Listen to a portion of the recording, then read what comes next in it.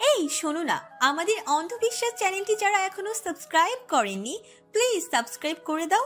আর অল্প কিছু সাবস্ক্রাইবার হলে 1,00,000 পরিবার হবে। সবাই প্লিজ সাবস্ক্রাইব এবং বেশি বেশি শেয়ার করে দাও প্লিজ। ক্ষিপ্র কণ্ঠে ফারহান হৃদিতাকে শাসিয়ে বেড থেকে উঠিয়ে নেয় অবহেলায় পড়ে থাকা লাগেজ। এরপর বের হয়ে যায় বাড়ি থেকে, একবারও পিছে ফিরে তাকায় না আর। পরিবার পরিজন প্রত্যেকের কথা অনুরোধ উপেক্ষা করে বেরিয়ে পড়ে অজানা উদ্দেশ্যে। হৃদিতা বিধ্বস্ত ছন্নছাড়া অবস্থায় ধপ করে বসে পড়ে নিচে। অতঃপর ফারহানের চলে যাওয়ার বিষয়টা মস্তিষ্কে সচল হতেই দৌড়ে বেরিয়ে আসে রুম থেকে। ড্রয়িং রুম থেকে ভেসে আসছে ফারিহার কান্নার আওয়াজ, অথচ কিছুক্ষণ আগেই আমেজ আয়োজনের কোনোটি ছিল না বাড়িতে। সেই থেকে একের পর এক অজস্র কল টেক্সট যাচ্ছে ফারহানের ফোনে, কিন্তু তার ফোন সুইচ অফ। হৃদিতা ঠায় দাঁড়িয়ে আছে ড্রয়িং রুমে, অথচ তার পা কাঁপছে, দাঁড়িয়ে থাকার ক্ষমতা যেন নেই। অনুতপ্ত সে নিজের ভুলের জন্য। এতগুলো বছরে লুকানো অনুরক্তি প্রকাশ না করলে কি খুব ক্ষতি হতো? বরং আজ সব কিছু স্বাভাবিক থাকতো। অনুতাপের জ্বলন্ত শিখায় লোহান হৃদিতা আচমকা ফোন বেজে উঠে। মেসেজের টোনের শব্দে যেন প্রাণ ফিরে পায়। ফারহানের মেসেজ ভেবে ওপেন করতে গিয়ে দেখে হেড অফিস থেকে মেইল এসেছে। জাহাজে থাকাকালীন সে ক্যাপ্টেন পদ পরিত্যাগ করার সিদ্ধান্ত নিয়েছিল এবং একই সাথে কর্নেল পদে যোগদানের জন্য অনুনয় করে মেইল পাঠিয়েছিল তাদের। কারণ ফারহানের সিনিয়র হিসেবে একই সাথে কখনো কাজ করতে পারবে না সে। একসাথে সময় কাটানোর লোভ সামলাতেও ব্যর্থ সে। অতঃপর ক্যাপ্টেনের জুনিয়র পদ কর্নেল হিসেবে যোগদান করার সিদ্ধান্ত নেয়। তৎক্ষণাৎ মেল পাঠিয়েছিল তাদের। প্রাথমিকভাবে তারা এমন একজন দুর্ধর্ষ ক্যাপ্টেনকে এরকম বোকামি না করার জন্য অনুরোধ করে, কিন্তু হৃদিতার নিজ সিদ্ধান্তের প্রতি অটলতা দেখে অবশেষে তারা মেনেও নিতে বাধ্য হয়। আর সেই কনফার্মেশন মেইলই এসেছে এখন। ভারত থেকে আগত এক কার্গো জাহাজ পথভ্রষ্ট হয়ে হারিয়ে গেছে মাঝদরিয়ায়। ভারত মহাসাগরে পাড়ি দেওয়ার পর থেকে সেই জাহাজের সাথে আর কোনো রূপযোগাযোগ করা সম্ভবপর হয়ে উঠছে না। তবে কি ধরে নেওয়া যায় সদ্য ক্যাপ্টেন পদে যোগদান করার ক্যাপ্টেন ফারহান রাফিদের হাতে এত বড় শিবের দায়িত্বে দিয়ে ভুল করেছেন কর্তৃপক্ষ?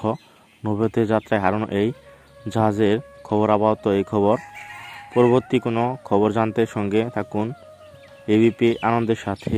এবিপি আনন্দ এগিয়ে রাখে।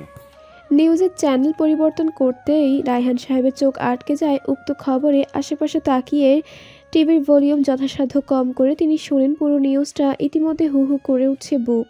ছেলের জন্য জেগে ওঠা প্রীতি সত্তা এই কঠোর মানুষটাকে নাড়িয়ে দিল যেন মুহূর্তেই।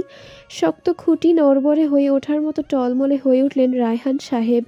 আচমকা পেছন থেকে ফারিহা এসে ধরল তাকে, তার চোখে জল। তার মানে ফারিহা শুনেছে সবটা, অথচ তার এত আয়োজন ছিল নরম হৃদয়ের অধিকারী ফারিহাকে না জানানোর জন্যই। নিউজ পেপার, টিভি চ্যানেল সবটা জুড়ে রয়েছে এই একটাই নিউজ। খবর শোনা মাত্র এই বাড়িতে ছুটে এসেছে হৃদিতা। তার ধারণা ছিল ফারিহা ভেঙে মূর্ছা পড়েছেন। এই খবরে তাকে সামলানো বেশ কষ্টসাধ্য হবে। অথচ এই বাড়িতে আসার পর রায়হান সাহেবের বিপন্ন অবস্থা দেখে আঁতকে উঠে সে। মানুষটাকে বিধ্বস্ত লাগছে। অসহায় ছন্নছাড়া বাবারা বোধহয় এমনই হয়, শক্ত অবেধ্য মোড়কের আড়ালে লুকায়িত নরম তুলা, যার উদাহরণ রায়হান সাহেব নিজেই। আর মেয়েরা তো নারী জাতি, তারা যেমন নরম হতে জানে তেমনি শক্ত হাতে নরম কাদামাটি আঁকড়ে ধরে আশার আলো বাঁচিয়ে রাখতেও জানে। আজকে তার সবচেয়ে বড় উদাহরণ ফারিহা। নৌপথে চীন থেকে পশ্চিম আফ্রিকার যাত্রায় মাঝপথ পাড়ি দিতে হয় ভারত মহাসাগর হয়ে। ভারত মহাসাগরে প্রবেশের কিছুক্ষণ অবধি জাহাজ সঠিক ট্র্যাকেই ছিল, তবে মনিটরে ধরা পড়ে আবহাওয়ার খারাপ হওয়ার আশঙ্কাজনক সংকেত। সচরাচর ভারত মহাসাগরীয় এলাকায় আবহাওয়া খুব একটা মনোরম পাওয়া দুষ্কর, বিশেষ করে বর্ষা ঋতুতে এই রূপ হয় ভয়ঙ্কর।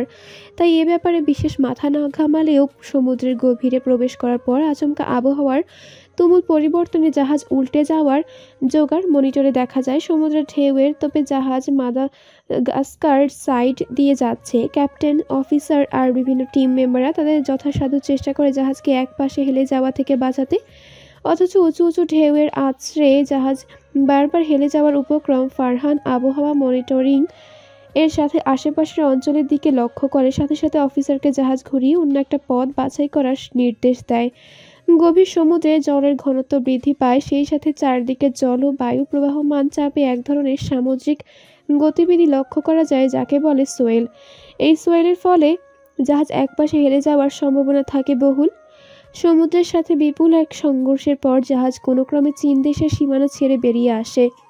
এরপর যাত্রাপথ শুরু হয় সিঙ্গাপুর হতে মালাকাস্টার।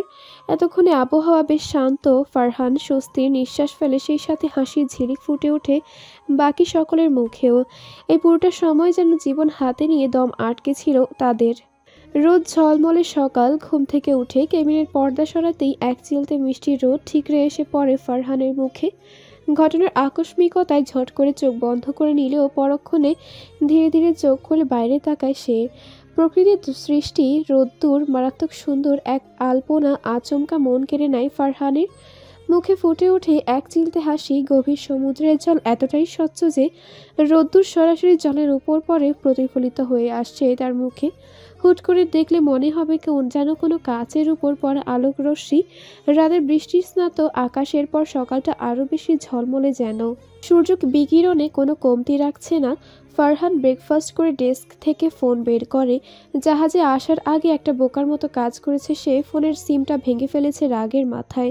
টেবিলের ওপর পড়ে থাকা মুঠোফোনটা সযত্নে হাতে উঠিয়ে ফারহান ডায়াল করে মিথির নাম্বার। কয়েকবার রিং হয়ে আপনা আপনি কেটে যায় ফোনটা। খানিকটা মন খারাপ করে দ্বিতীয়বার ডায়াল করার আগে বাইরে জাহাজের ডেক থেকে ডাক আসে ফারহানের। ফোনটা টেবিলের যথাস্থানে রেখে ফারহান শার্টের বোতাম লাগাতে লাগাতে বের হয়ে যায় কেবিন থেকে। সিনিয়র অফিসার নাজিম ফারহানের রুমে আসে নিজের ফোন নিতে। ইম্পর্টেন্ট একটা কল অ্যাটেন্ড করার জন্য ফোন খুঁজতে গিয়ে তার মনে পড়ে গত রাতে ফারহানের রুমেই ভুল করে রেখে গিয়েছিল সেটা। সমবয়সী হওয়ায় দুজনের মাঝে বন্ধুত্ব গড়ে উঠতে খুব একটা সময় লাগেনি। এমনকি বাড়ি থেকে চলে আসার কারণ হেতু ঘটনার সবটা আলোচনা করেছে ফারহান নাজিমের সাথে। টেবিলে থাকা ফোনটা সশব্দে বেজে উঠতেই সেটা রিসিভ করে বিনয়ী ভঙ্গিমায় অভ্যর্থনা জানাতেই উপাস থেকে ভেসে আসে একটা মিষ্টি সুর।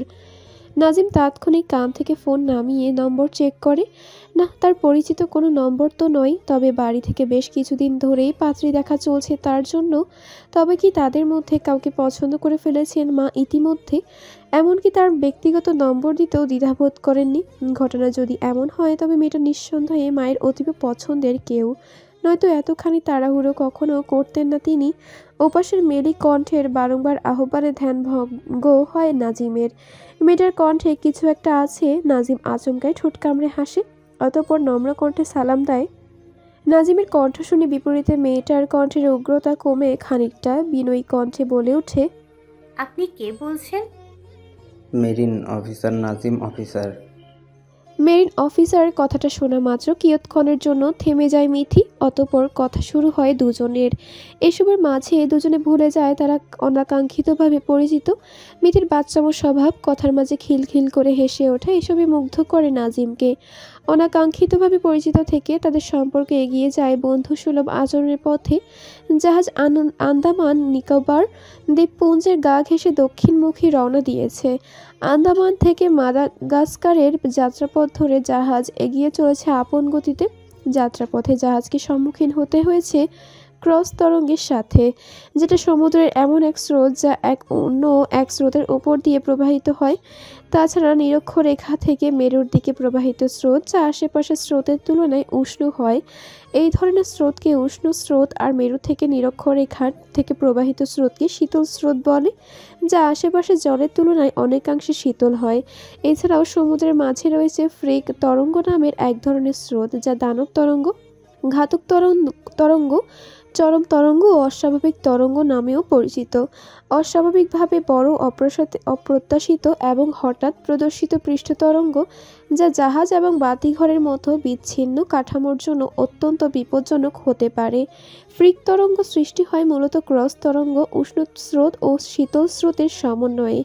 আচমকা উদয়মান এই ভয়ানক প্রাণঘাতী তরঙ্গের উচ্চতা হয় 10 থেকে 15 মিটার পর্যন্ত, যেখানে একটা কার্গো জাহাজের উচ্চতা সামান্য 50 মিটারের মতো। ফলস্বরূপ এই ফ্রিক তরঙ্গের ফলে জাহাজ পুরোপুরি উল্টে জলে তলিয়ে যাওয়ার সম্ভাবনা থাকে প্রচুর। 7ম দিনে জাহাজ মাত্র পৌঁছেছে মাদাগাস্কারের কাছাকাছি। এমন সময় আচমকা স্যাটেলাইট থেকে আবহাওয়া সংক্রান্ত ওয়ার্নিং আসে। খবর আসে স্যাটেলাইট লো ডিপ্রেশনের অর্থাৎ আচমকা একটা নির্দিষ্ট অঞ্চলের প্রেশার অনেকটা কমে যায়, ফলস্বরূপ আশেপাশের উচ্চ প্রেশারে প্রবাহমান বাতাস সেই নির্দিষ্ট জায়গা অনুসরণ করে চক্রপথে ঘুরতে থাকে, যার ফলে সাইক্লোনের সৃষ্টি হয় ভারত মহাসাগর থেকে নিচের দিকে যাওয়ার ফলে এখানকার আবহাওয়া প্রচণ্ড শীতল। সেই সাথে অ্যান্টার্কটিকের দম্বমান বাতাস, উষ্ণ স্রোত সব মিলিয়ে উচ্চমানের ফ্রিক তরঙ্গ প্রবাহের এক প্রাক প্রস্তুতি মুহূর্ত। রাত 9টা, চারদিকে আবহাওয়া ঘুটঘুটে অন্ধকারের মতো, সেই সাথে কেবিনের মধ্যে বসে থেকেও আওয়াজ পাওয়া যাচ্ছে বাইরের সুচ্চ স্রোতের ঝাপটার। ডিনার শেষ করে ফারহান হেভি ওয়েদার প্রতিরোধ করার জন্য করণীয় সমস্ত ইনস্ট্রুমেন্ট এর চেকলিস্ট ভালো করে চেক করে নেয় শেষবারের মতো, অর্থাৎ যাতে আবহাওয়া পরিবর্তনের জন্য জাহাজের কোনোরূপ ক্ষতি না হয় এবং জাহাজের প্রত্যেকের জীবন সহি সালামত থাকে। সমস্ত কাজ শেষ করে গভীর রাতে সমুদ্রের জাহাজের লড়াইয়ের জন্য প্রস্তুতি নিয়ে কেবিনে ফেরে ফারহান। আজ অন্তত বাড়িতে একটা কল কর ফারহান। দুই হাতে মাথার নিচে ঠেকিয়ে আতশোয়া হয়ে বসে থাকে ফারহান। চোখ ঘুরিয়ে তাকার শব্দের উৎসের দিকে। নাজিম এসেছে কেবিনে। তপ্ত একটা দীর্ঘশ্বাস লুকিয়ে ফারহান নাজিমের হাত থেকে ফোন নিয়ে ডায়াল করে একটা নম্বরে। কিছুক্ষণ রিং হওয়ার পরপরই ওপাশ থেকে শোনা যায় ঘুমন্ত এক নারী কণ্ঠ। হ্যালো, কে বলছেন? কণ্ঠ শোনা মাত্র ফারহান দুষ্টুমি করে ফোনটা ধরিয়ে দেয় নাজিমের হাতে। অতঃপর ইশারায় কথা বলার জন্য ইঙ্গিত দেয়, ঠোঁটের কোণে তার দুষ্টুমির হাসি। ফারহানকে এতদিনে প্রথম এই রূপে দেখল নাজিম। সবসময় গাম্ভীর্যে ভরপুর ফারহানের এমন দুষ্টু মিষ্টি রূপও যে হতে পারে এ বিষয়ে একেবারেই অজানা ছিল তার। ওপার থেকে সেই কণ্ঠে হাই তুলতে তুলতে আবারও বলে ওঠে, আরে মাঝরাতে ফোন করেছেন, কি প্রয়োজন বলবেন তো নাকি? প্রয়োজনীয় না হলে রাখুন। এই না শোন। ফোন রেখে দিতে গিয়েও কারোর কণ্ঠস্বর শুনে থেমে যায় রিদিতা। ভ্রু কুঁচকে খানিকটা রুড়ো কণ্ঠে বলে ওঠে, কে আপনি? আর এত রাতে কল দিয়েছেন কেন? ভাগ্যিস এত রাতে কল দিলাম, নয়তো কারোর ঘুম ঘুম কণ্ঠও যে এত মাতাল করা হয় জানা হতো না। অপরিচিত লোকের এহেন মশকরা শুনে মেজাজ বিগড়ে যায় রিদিতার।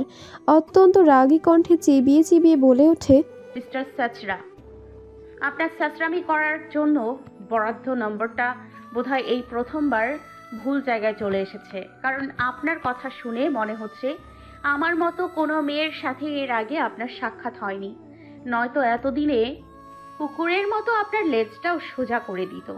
রিদিতার চিবিয়ে চিবিয়ে বলা কথা শুনে আত্মা শুকিয়ে আসার অভিপ্রায় নাজিমের। ভয়ার্ত চোখে ফারহানের দিকে তাকাতেই দেখে সে মিটিমিটি হাসছে। বড় একটা ঢোক গিলে খানিকটা সাহস সঞ্চয় করে নাজিম আবার বলে ওঠে, এখন তো সাক্ষাৎ হয়ে গেল আপনার সাথে, আপনি না হয় শুধরেন। নাজিমের কথা শেষ হওয়ার আগেই উচ্চকণ্ঠে গর্জে ওঠে রিদিতা, তোর মতো ছেলেদের সাথে সাক্ষাৎ করে আমার স্যান্ডেল মাঝরাতে মেয়েদের কল করে বিরক্ত করার স্বাদ আজন্ম মিটিয়ে দিব তোর। খালি একবার সামনে আয়, ওই মুখ আর জীবনেও কাউকে দেখানোর মতো অবস্থায় রাখবো না, আই প্রমিস। নাজিম থতমত খেয়ে ফোনটা ধরিয়ে দেয় ফারহানের হাতে। ফারহান তখন উচ্চ শব্দে হাসছে।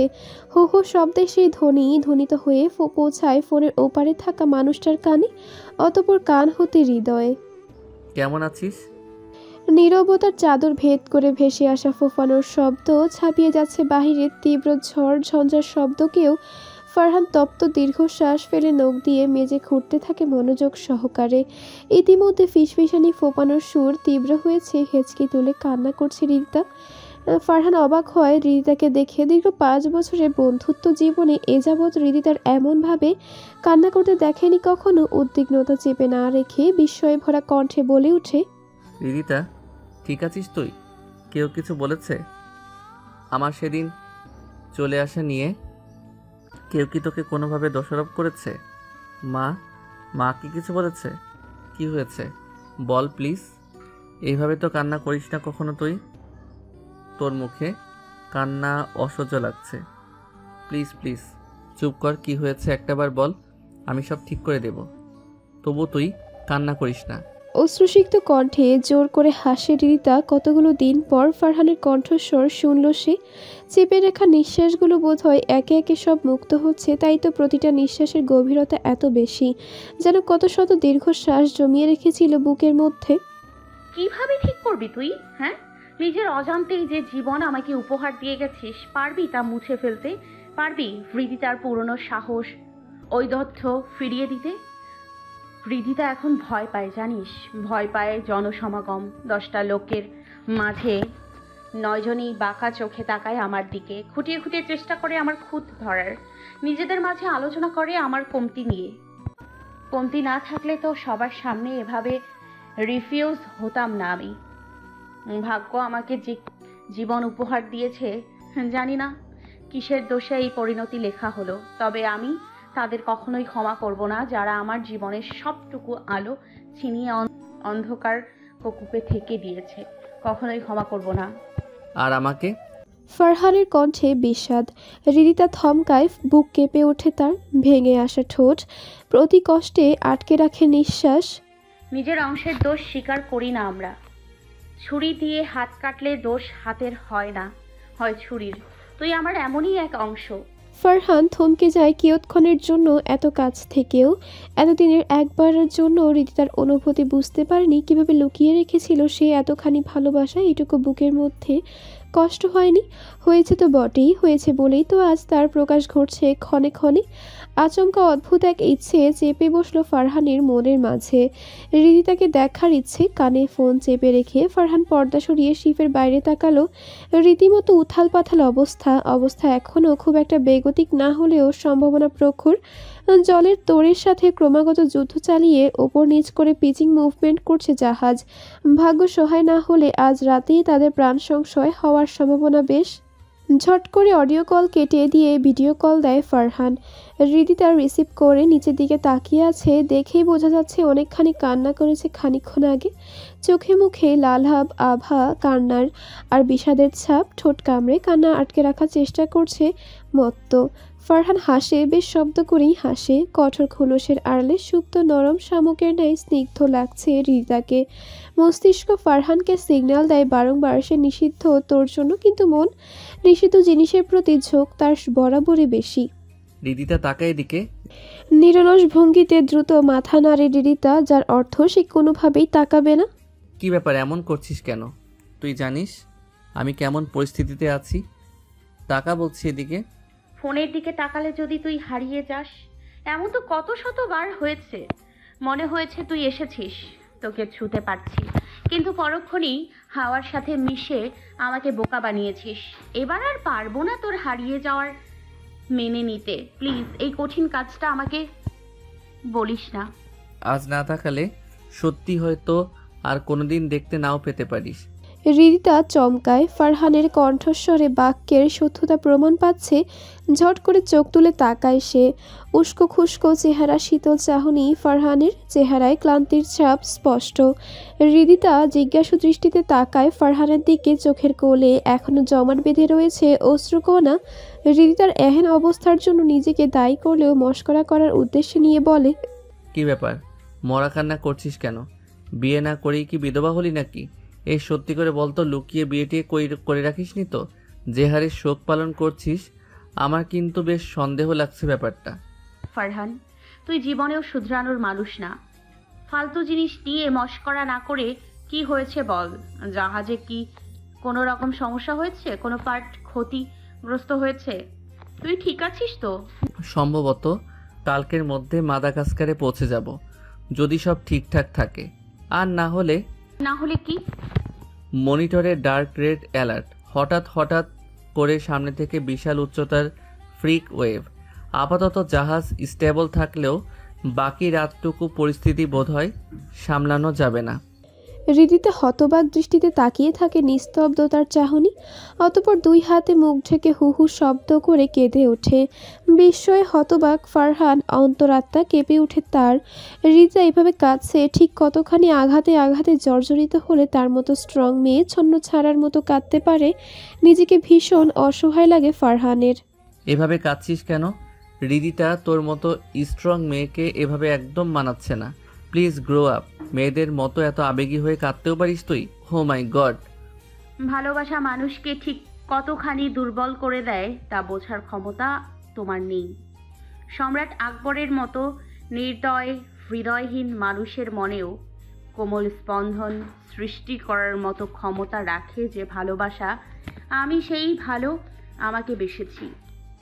চাওয়া পাওয়ার ঊর্ধ্বে একপাক্ষিক এই ভালোবাসার প্রকাশে আজ হয়তো আমি হেও তোমার চোখে, তবুও আমার ভালোবাসা মিথ্যা না, আর না মিথ্যা এই কথা। আমার সামান্য রক্তক্ষরণে জল ছাড়া মাছের মতো ছটফট করবে এক মানবী।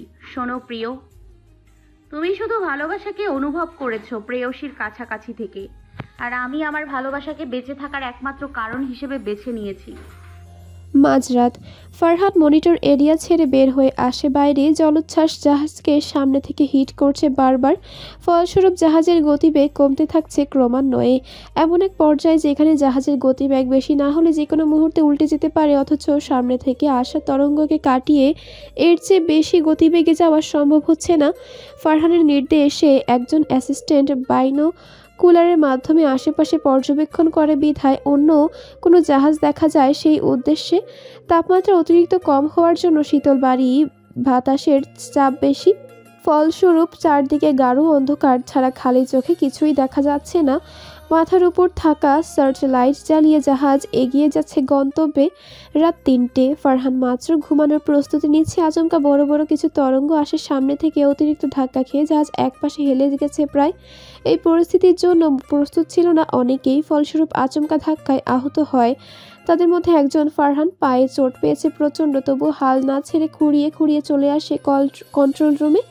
নিজের হাতে তুলে নেয় পুরো জাহাজের গুরু দায়িত্ব।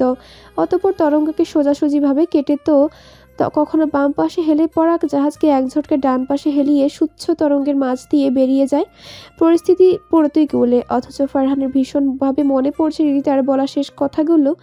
হৃদিতার তুমি ডাক শুনে অবাকের চরম পর্যায়ে পৌঁছে যাওয়া ফারহানকে সেই অবস্থায় রেখে ঝট করে কল কেটে দেয় সে। অতঃপর সাথে সাথে বেজে ওঠা মেসেজ শুনে ভেসে ওঠে এক সংলাপ। আমি জানি তোমার কিছু হবে না, কিছু হতে পারে না তোমার, কারণ ওই দেহে 2 জনের প্রাণ নিহিত। তোমার কিছু হলে হয়তো নিঃস্ব হবে অনেকে, কিন্তু নিঃশেষ হবে একজনই। সৃষ্টিকর্তা এতটা অন্যায় করতে পারেন না আমার সাথে, তার বিচারে কোনো খামতি থাকতেই পারে না। আমি জানি তুমি ফিরবে। আমি অপেক্ষা প্রহর গণনা শুরু করলাম। নিজের যত্ন নিও প্রিয়। আসলে কি সৃষ্টিকর্তা তাদের রক্ষা করবেন আজ, নাকি সমুদ্রের বুকে হারিয়ে যাবে এই জাহাজ? এতগুলো প্রাণী ভাবনার মাঝেই ডান পাশ থেকে আসা প্রচণ্ড এক ধাক্কায় অসাবধানতাবশত ছিটকে পড়ে মেঝেতে ফারহান। মাথায় পাওয়া প্রচণ্ড আঘাতের সাথে সাথে জ্ঞান হারিয়ে ফেলে সে। শিফের গতি ঘুরিয়ে তরঙ্গের বুক থেকে বেরিয়ে এসেছে তারা। কর্মীদের মাঝে কয়েকজন অল্প স্বল্প আহত হলেও ক্যাপ্টেন ফারহানের অবস্থা বেগতিক। অতিরিক্ত রক্তক্ষরণে জ্ঞান হারিয়ে ফেলেছে। শরীরে বিভিন্ন জায়গায় অল্প আঘাত পেলেও মাথা আর পায়ের আঘাতটা গুরুতর। বিগত 30 মিনিট ধরে নানান উপায়ে রক্তক্ষরণ বন্ধ করার চেষ্টা করছে টিমের সদস্যরা, কিন্তু ফলাফল শূন্য। এর চেয়ে বেশি রক্তক্ষরণ হলে প্রাণ সংশয় হওয়ার সম্ভাবনা প্রবল। ফলস্বরূপ স্যাটেলাইটের মাধ্যমে খবর পৌঁছতেই স্পেশাল বোট পাঠানো হয় কাছাকাছি বন্দর থেকে। মাদাগাস্কারের অবস্থিত সর্বোচ্চ উন্নত হসপিটালে অ্যাডমিট করানো হয় ফারহানকে। মাথায় পাওয়া আঘাত বেশ গুরুতর। ছিটকে পড়ে যাওয়ার সময় রুমে থাকা কোনো এক ধারালো সূচালক যন্ত্র গেঁথে যায় মাথায়, ফলস্বরূপ গভীর ক্ষত, অতঃপর প্রাণ সংশয়। 20 আগস্ট। ফারহানের সাথে যোগাযোগের 2 সপ্তাহ পেরিয়েছে। হৃদিতা ঠিকমতো ঘুমাতে পারে না সেই রাত থেকে। এই বুঝি ফারহান বাড়ি ফিরবে। সুস্থ সবল মানুষটা তার সামনে দাঁড়িয়ে রাগ দেখিয়ে বলবে, তোর সাহস কীভাবে হয় আমাকে ভালোবাসার? আমি তোকে ভালোবাসি না, কখনো ভালোবাসতে পারবো না। কিন্তু না, এমন কিছুই হয় না। ফেরে না ফারহান আজও। রোজকার মতো আজও হৃদিতার স্বপ্নে দেখলো ফারহান ফিরেছে। মাথায় ব্যান্ডেজ দেওয়া, নিস্তেজ একটা শরীর। আটকে ওঠে হৃদিতা। ভয়ে ঘুম ভেঙে যায় তার। বিছানা ছেড়ে উঠে ঘড়ির দিকে তাকাতেই দেখলো ফজর হতে আর খানিকটা সময় বাকি। দেরি না করে চটজলদি অজু করে নেয়, বসে পড়ে যায় নামাজে। ফারহানের শেষ কথা হওয়ার 2 দিন পর হৃদিতা ফোন করেছিল নাজিমের নম্বরে। উদ্দেশ্য ফারহানের খোঁজ নেওয়া। হৃদিতা বেশ রুক্ষ অথচ নমনীয় কণ্ঠে ফারহানকে ফোন দেওয়ার কথা বললে নাজিম সেদিনে ঘটে যাওয়া সমস্ত ঘটনা খুলে বলে তাকে। হৃদিতা কোনো রকমে কান্না চেপে রেখে নাজিমকে অনুরোধ করে ফারহান কেমন আছে এখন সেটা জানাতে। নাজিম দীর্ঘশ্বাস ফেলে নিজের অপারগতা জাহির করে। সেই থেকে ঠিকমতো 2 চোখের পাতা এক করতে পারে না হৃদিতা। তবে বেশ বিচক্ষণতার সাথে বাড়ির সবার থেকে লুকিয়ে রাখে ব্যাপারটা। বিধায় চিন্তার আবার না অসুস্থ হয়ে পড়েন ফারিহা। সকাল 7:30। ফারিহার ওষুধের সাথে ঘুমের ওষুধ থাকায় বেশ ভালো করে ঘুম থেকে ওঠেন তিনি। রায়হান সাহেব রেডি হচ্ছেন বের হওয়ার জন্য। রিতা কিচেনে নাস্তা বানাচ্ছে। ফারহান যাওয়ার পর থেকে ফারিহার মনের সাথে সাথে শরীরও ভেঙে পড়ে যেন। কয়েকদিনই বয়সের ছাপ ফুটে ওঠে চোখে মুখে। অসুস্থ আয়মান সাহেবকে সামলে আবার ফারিহার দেখভাল করা লতিফার একার পক্ষে সম্ভবপর হচ্ছিল না। লুবা কিছুদিন এই বাড়িতে থাকলেও নিজের সংসার ছেড়ে বেশি দিন থাকা তার পক্ষেও সম্ভব ছিল না। মিথি নিজের ফ্যাশন ডিজাইনিংয়ের কোর্স পড়াশোনা নিয়ে ব্যস্ত। এমতো অবস্থায় রিতা হাল ধরে সংসারের 6 মাসের লিভ নেয় কাজ থেকে। নিজের ছুটি সহ অতিরিক্ত 2 মাসের ছুটির আর্জি নিয়ে বেশ ছোটাছুটি করতে হয় তাকে। অতপর লতিফা আর রিতা মিলে মোটামুটি সচ্ছলভাবে সামলে নিচ্ছে পরিবারটাকে।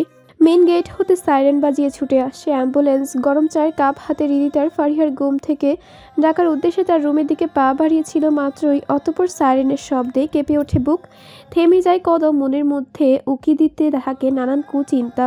বুকটা মোচড় দিয়ে ওঠে মুহূর্তেই ভরে দেখার স্বপ্ন যদি সত্যি হয়, কিংবা তার চেয়ে ভয়ঙ্কর কিছু। ভাবনার মাঝে কেঁপে ওঠে শরীর। চায়ের কাপ হতে গরম চা উল্টে পড়ে পায়। শরীরের চেয়ে মনে গভীর ক্ষত পাওয়া মানুষটা আদৌ বুঝতে পারল না তার পা পুড়েছে গরম চা পড়ায়। অ্যাম্বুলেন্স থেকে হুইল চেয়ার করে নামানো হলো ফারহানকে। ততক্ষণে রায়হান সাহেব আর ফারিহা এসে উপস্থিত হয়েছেন সেখানে। ঘুম থেকে চোখে অসুস্থ শরীর নিয়ে দরজার কাছে আসতেই বিস্ময়ে ফারিহার পড়ে যাওয়ার উপক্রম। রিতা 2 হাতে আগলে নেয় তাকে। বুক দুরু দুরু করছে তারও। মাথায় ব্যান্ডেজ, শরীরে হসপিটালের পোশাক পরিহিতা ফারহানকে দেখে হু হু করে কেঁদে ওঠেন ফারিয়া। চোখের উপর হাত ঢেকে শুয়ে আছে ফারহান। ফারিহা নিঃশব্দে এসে বসে তার মাথার কাছে। চোখ তার ছলছলে, তবুও ছেলের সামনে এভাবে ভেঙে পড়তে চান না তিনি। অতপর আদুরে হাত রাখেন ফারহানের মাথায়। চোখ তুলে তাকায় ফারহান। ফারিহাকে পাশে দেখে ফিকে হাসে, মলিন কণ্ঠে বলে ওঠে, এখনও রেগে আছো আমার উপর মা? সে উপায় কি তুই রেখেছিস? রাগ করে যে কান ধরে ছেড়ে নিব, তার আগে তো তুই নিজে অঘটন ঘটিয়ে এসেছিস।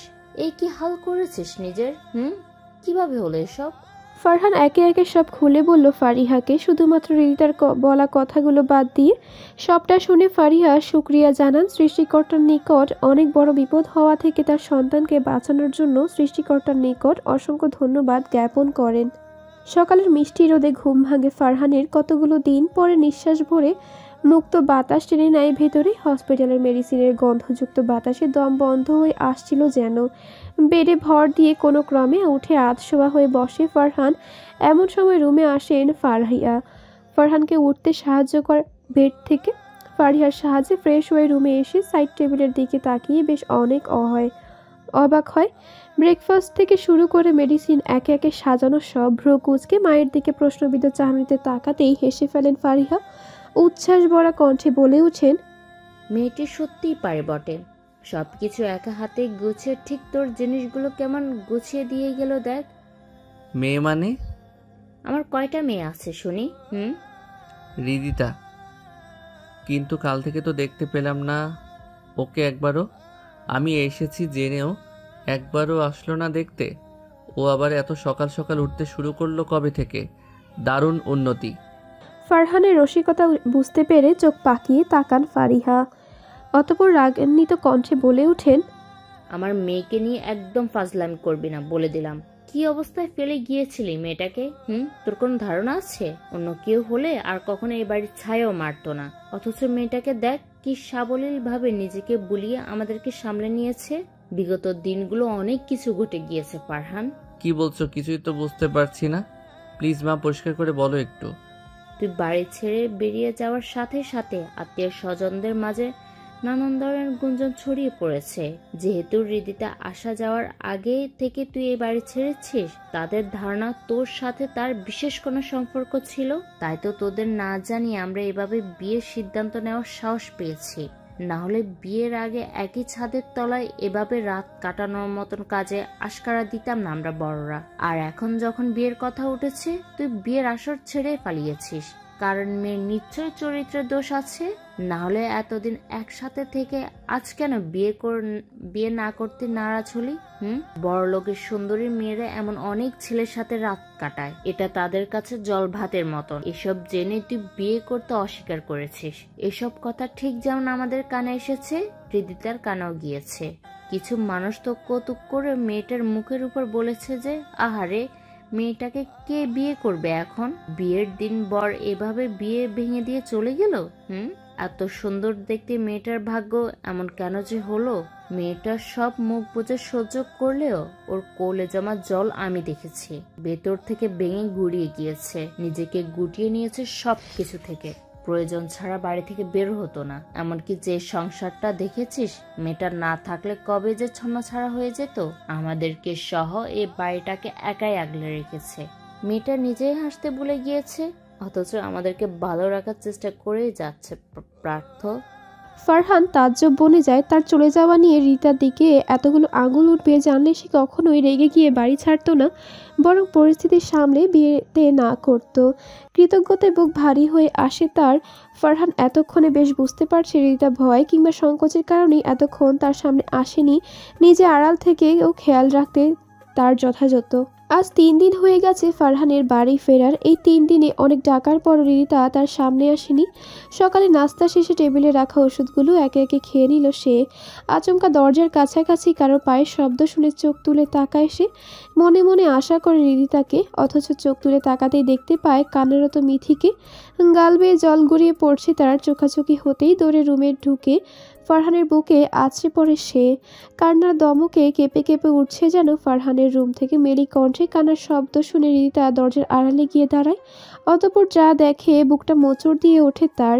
ছোট ছোট করে জমানো সমস্ত আশা আকাঙ্ক্ষা তাদের ঘরের মতো ভেঙে পড়ে। মনে হয় বলে দিয়ে ঘর বাঁধার চেষ্টা করছিল সে, আর এক উন্মাতল স্রোত এসে ভাসিয়ে নিয়ে চলে গেল তার বহু কষ্টে সাজানো ঘরটাকে। অতঃপর মনে মনে আওড়ায়, কষ্টগুলো চাপা দেওয়ার জন্য কম পড়েছে মাটি। আজকাল ব্যথাগুলোতে বালিশ চাপা দিলেও গঞ্জে ওঠে আর্তনাদের সুরে। শোনো প্রিয়, অন্য নারীর সুবাস মেখে সুখ কুড়িয়েছ যত, কারো বুকে রক্তক্ষরণ হয় তার দ্বিগুণ মতো। কেন এসেছো? কিসের প্রয়োজনে? ফারহান ভাই। মিথির চাহনিতে অবিশ্বাসের ছাপ স্পষ্ট। এখনো নাক টানছে থেকে থেকে। বলতো কিছু বলিনি। যখন তোমাকে আমার সবচেয়ে বেশি প্রয়োজন ছিল, কোথায় ছিলে তুমি? কোথায় ছিলে যখন রিদিতার সাথে আমার বিয়ে ঠিক করে ফেললো সবাই? কোথায় ছিলে যখন বাড়ি ছেড়ে, পরিবার ছেড়ে মাসের পর মাস জাহাজে পড়ে থাকলাম? একটাবার যোগাযোগ করারও তো প্রয়োজন মনে করনি। আমি বেঁচে আছি নাকি নেই সেটুকুরও জানার প্রয়োজন বোধ করনি। তবে আজ কেন? আজ কিসের চাহিদায় এসেছো?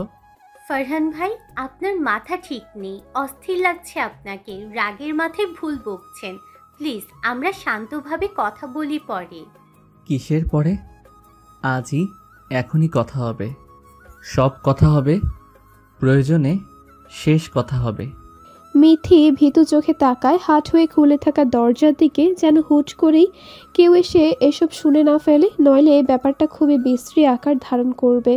ফারহানকে শান্ত করার বৃথা চেষ্টা করে ক্লান্ত মিথি তপ্ত শ্বাস ফেলে বাধ্য হয়ে দরজা বন্ধ করে ভেতরে থেকে লক করে দেয়।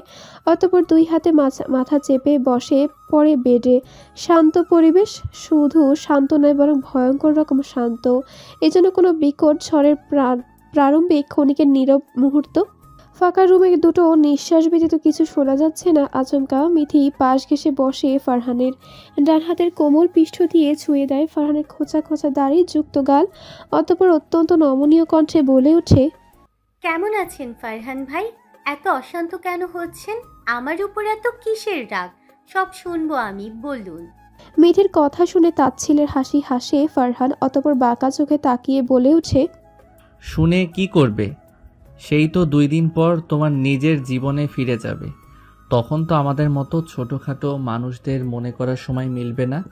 তার চেয়ে বরং এসেছো, কয়েকদিন থাকো, তারপর ফিরে যাও, এটাই বেস্ট। অযথা মিথ্যা সহানুভূতি ফারহানের লাগে না। নিজেকে সামলে নিতে জানে ফারহান। অহেতুক রাগ করছেন ফারহান ভাই।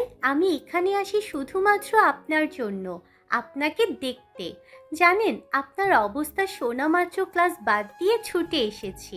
কালকে একটা ফ্যাশন শোয়ের ইভেন্ট আছে, সেটাও পার্টিসিপেট করতে পারবো না জানিয়ে এসেছি। কার জন্য করেছি এগুলো বলুন? আমার ভালোবাসা আপনার কাছে সহানুভূতি লাগে ফারহান ভাই? ভালোবাসা? হ্যাঁ, মুখে যে ভালোবাসাটুকু দেখাও তার 1% যদি মনে থাকতো, তবে আমার পরিবারের সবচেয়ে খারাপ সময়ে হৃদিতার জায়গায় তোমাকে পেতাম। ফারহান ভাই, আপনি রেস্ট করুন। আমাকে এতদিন পর হঠাৎ দেখছেন, তাই বেশি উত্তেজিত হয়ে পড়ছেন। কয়েকদিন তো আছি, পরে আলোচনা হবে এসব নিয়ে। আমি বরং আন্টির সাথে দেখা করে আসি। কথাটুকু শেষ করে মিথি দাঁড়ালো না এক মুহূর্ত, দরজা খুলে বেরিয়ে গেল ফারহানের রুম থেকে। ফারহান অবিশ্বাস্য চাহনিতে এক দৃষ্টিতে তাকিয়ে আছে মিথির যাওয়ার পানে। মিথিকে কেমন যেন বড় বড় লাগছে আজ তার, হোক সেটা শারীরিকভাবে মানসিক। সে বাচ্চা স্বভাবের মেয়েটা আর নেই। মিথি কি তবে বড় হয়ে গেল? এই অল্প কয়েক মাসেই এতটা বড় হয়ে গেল। সে এত বাচ্চা সুলভ মিথিকে রেখে গেছিল, কিন্তু এই মিথির মাঝে তো সে পরিপক্কতা বিরাজমান। শপিং মলের 4 তলায় একটা কফি শপে মুখোমুখি বসে আছে ফারিহা আর মিথি। বাড়ি থেকে এত দূরে এমন জায়গায় ফারিহা নিজেই দেখা করতে বলেছে তাকে। বেশ কিছুক্ষণ নীরবতায় কেটে যাওয়া সময়ের সুতো ভেদ করে মিথি সরাসরি প্রশ্ন ছুড়ে দিল ফারিহাকে। আমাকে এত তড়িঘড়ি করে এখানে ডেকে পাঠালে কেন আন্টি? কিছু বলার হলে আমাকে বাড়িতে ডেকে নিতে। তুমি আবার কষ্ট করে এত দূর আসতে গেলে। বাড়িতে বলার মতন কথা হলে সেখানেই বলতাম, কিন্তু বিষয়টা সিরিয়াস। আমি চাই না এই ব্যাপার অন্য কেউ জানুক। মিথি এবার নড়ে চড়ে বসলো খানিক। ফারিহার সঙ্গে তার সম্পর্কটা বেশ ভালোই, ভীষণ স্নেহ করেন তাকে। তবে আজকে তাকে একটু বেশি চিন্তিত লাগছে কোনো বিষয় নিয়ে। মিথির নিজেরও আগ্রহ হচ্ছে কি বলতে চান তা জানার জন্য। বেশ কিছু সময় থম মেরে বসে থাকার পর আচমকা মিথির চোখে চোখ রেখে ফারিহা প্রশ্ন করেন, ফারহানকে ভালোবাসো? মিথি চমকায়। আচমকা ভেসে আসা কথার বাণী খেই হারিয়ে ফেলে ছোট মেয়েটা। খানিকটা নড়বড়ে হয়ে ভীত কণ্ঠে মিনমিনিয়ে বলে ওঠে, আসলে আন্টি। সরাসরি জবাব দাও। ফারহান ভাই আমাকে ভালোবাসে। তার মানে তুমি ভালোবাসো না? মিথি মাথা নিচু করে নেয়, 2 হাতের মাঝে পিষ্ট হয় তার জামার অংশ। দুরু দুরু করছে বুক। ফারিহা দৃষ্টি তোপে নার্ভাস ফিল করছে ভীষণভাবে। তোমার উত্তরের উপর নির্ভর করছে 3টে জীবন, তাই কোনো রকম মিথ্যা কিংবা সংকোচ না রেখে খুলে বলো আমাকে সবটা। আমিও ভালোবাসি আন্টি। ফারহান ভাইকে আমার অনেক ভালো লাগে। মিথির উত্তর শুনে হাসেন ফারিহা। তার যা জানার কিংবা বোঝার ছিল প্রায় অর্ধেকটা বোঝা শেষ। বাকি আরও খানিকটা খুঁটিয়ে দেখলে সবটা জলের মতো পরিষ্কার হয়ে যাবে। ভালোবাসা নাকি ভাল লাগা, তুমি জানো এই দুটি জিনিসের মাঝে একেবারে পার্থক্য 2 মেরুর মতন। জীবনের প্রথম যে ছেলে সংস্পর্শে এসেছি সেটা ফারহান ভাই। ফারহান ভাই যেভাবে আমাকে শাসন করেন, আবার আমি রেগে গেলে আমার রাগ ভাঙাতে এটা ওটা করেন, এগুলো আমার জন্য কেউ প্রথমবার করেছে। ফারহান ভাই আমাকে ভালোবাসে। তার মতো একজন মানুষের ভালোবাসা পাওয়া তো সব মেয়ের কাছে স্বপ্নের মতো আন্টি। আর আমার কাছে সেই স্বপ্ন বাস্তব। তাই আমিও কিভাবে ভালো না বেসে থাকতে পারি তাকে বলো? আচ্ছা, আমি যদি ফারহানের থেকেও ভালো কোনো ছেলে তোমার জন্য পছন্দ করি, তাকে বিয়ে করবে তুমি? আমি চাই হৃদিতা ফারহানের বউ হয়ে আসুক। আমি তাকে সেই আগ থেকে পছন্দ করে রেখেছি ফারহানের জন্য। বিশ্বাস করো মিথি, আমি তোমাকে ফারহানের থেকেও ভালো ছেলের সাথে বিয়ে দিব। আর যদি ফারহান ভাইয়ের থেকে ভালো ছেলে না পান তাহলে কি হবে? তাহলে ফারহানের সাথে বিয়ে দিব তোমাকে। ফারহান যে কাজে যুক্ত হয়েছে সেখানে যে কোনো মুহূর্তে প্রাণ সংশয় হতে পারে। ফারহান কানা হয়ে যাক বা খোড়া, এবার বাড়ি ফিরলে আমি ওর সাথে বিয়ে দিব তোমায়। প্রতিটা কথা বলার সময় ফারিহা সরাসরি তাকিয়ে থাকেন মিথির দিকে। তার প্রতিটি অঙ্গভঙ্গির পরিবর্তন লক্ষ্য করেন। একমাত্র ছেলে তার জন্য কোনো ধরনের ভুল মানুষকে মেনে নেবেন না তিনি। তাতে ছেলের বিপক্ষে যেতে হলেও হবেন তিনি। এমনকি প্রয়োজনে অনৈতিক কোনো কাজ করতে লাগলেও করবেন। তবুও ফারহানের জন্য বেস্ট হবে সেটাই ঠিক করবেন। ভালোবাসার মানুষকে অন্ধ করে দেয়। ভীষণ তীক্ষ্ণ বুদ্ধিসম্পন্ন মানুষটাও ভুল করে বসে ভালোবাসার মজলে। ভালোবাসা শিখতে হলে মানুষ মস্তিষ্কের চেয়ে মনের কথা শুনতে বেশি পছন্দ করে। আর এখানেই করে বসে একের পর এক ভুল। যেই ভুলের গণ্ডি পেরিয়ে অনেকে আর ফিরে আসতে পারে না কখনো। মিথির থমথমে মুখ, চোরা চোখে এদিক ওদিক তাকিয়ে নিজেকে স্বাভাবিক রাখার চেষ্টা। কোনোটাই দৃষ্টিগোচর হলো না ফারিহার। এখন তার ঠোঁটের কোণে পূর্ণাঙ্গ রূপে হাসির ঝিলিক ফুটে উঠল। আজকের মতো কথা এখানেই শেষ। প্রফুল্ল চিত্তে উঠে দাঁড়ান তিনি। অতঃপর মিথির দিকে বিদায় নিয়ে বেরিয়ে পড়েন কফি শপ থেকে। অতীতের স্মৃতিচারণায় মগ্ন ফারিহার ধ্যানভগ্ন হয় দরজার কড়া নাড়ার আওয়াজে। দরজার সামনে দাঁড়িয়ে আছে মিথি। তিনি তাকে ভেতরে আসার অনুমতি দিয়ে উঠে বসেন বেডে। মিথিও এসে বসে তার সামনে খানিকটা দূরত্ব রেখে। কেমন আছো মিথি? পড়াশোনা কেমন চলছে? এই তো ভালো। ফারহান ভাইয়ের সাথে দেখা করে এলাম। অনেকটা চোট পেয়েছেন তো? কিভাবে হলো এসব? লুবানা আপু খবরটা না দিলে তো জানতামই না। এদিকে অনেক কিছু হয়ে গিয়েছে মিথি। যাক, সেসব বাদ দাও। অনেক জার্নিং করে এসেছো, যাও রেস্ট নাও। না আন্টি, আমার কিছু কথা আছে তোমার সাথে, সেগুলো এখনই বলতে চাইছি। আচ্ছা বলো। আমি ফারহান ভাইকে বিয়ে করার জন্য এখন প্রস্তুত আন্টি। আপনি চাইলে আপনার বাড়িতে কথা বলতে পারেন। কিন্তু আমি তো চাই না। কেন আন্টি? আমাকে আপনার পছন্দ নয়? তোমাকে আমি ভালোবাসি মিথি, ভীষণ স্নেহ করি, কিন্তু ফারহানের জীবনসঙ্গী হিসাবে না। মিথি কান্না ভেজা চোখে তাকায় ফারিহার দিকে। ফারিহা তপ্ত শ্বাস ফেলে মিথির 2 হাত ভরে নেন নিজের হাতের মুঠোয়। অতঃপর নরম কণ্ঠে বলে ওঠেন, মনে আছে কয়েক মাস আগের কথা? তোমার সাথে কফি শপে কথা বলার 2 দিন পরেই তুমি ফোন করে জানাও যে এখন বিয়ে করতে পারবে না, তোমার সময়ের প্রয়োজন। সবই মনে আছে আন্টি। আর সেই সাথে আমি এটাও বলি যে ফারহান ভাই আমাকে ভালোবাসে কি না সেটা বোঝার জন্য আমার সময় লাগবে। বিয়ে করার আগে অবশ্যই এগুলো যাচাই করে নেওয়া উচিত, তাই না? শহর জুড়ে শীত শীত ভাব। রাত যত গভীর হয় শীতের প্রকোপ বাড়তে থাকে ক্রমে। এমনই এক শীতের রাতে ছাদের খোলা আকাশের নিচে দাঁড়িয়ে আছে হৃদিতা। মিথিও ঠিক তার মুখোমুখি দাঁড়িয়ে, গায়ে হালকা ছাই রঙা চাদর। হৃদিতার দৃষ্টি শূন্যে, যেন দূর বহুদূর হতে কিছু একটা খুঁজে চলেছে আকাশের মিটমিট করা তারাদের মাঝে। মিথি ফোঁস করে শ্বাস ছাড়ে। হৃদিতার হাবভাব আজকাল বড্ড খাপছাড়া লাগে তার কাছে। সেই আগের অদ্ভুত কোথাও হারিয়েছে যেন। মাঝে ঘটে যাওয়া সব ঘটনা কি এতটাই আঘাত এনেছে তাকে? তবে কি তার সরে যাওয়া উচিত দুজনের মাঝ হতে? কিন্তু ফারহান, সে সরে গেলে কি ফারহান ভালো থাকবে? ভালো রাখতে পারবে হৃদিতা তাকে? হৃদিতার নিঃস্বার্থ ভালোবাসা আজকাল তাকেও ভাবায় বড্ড।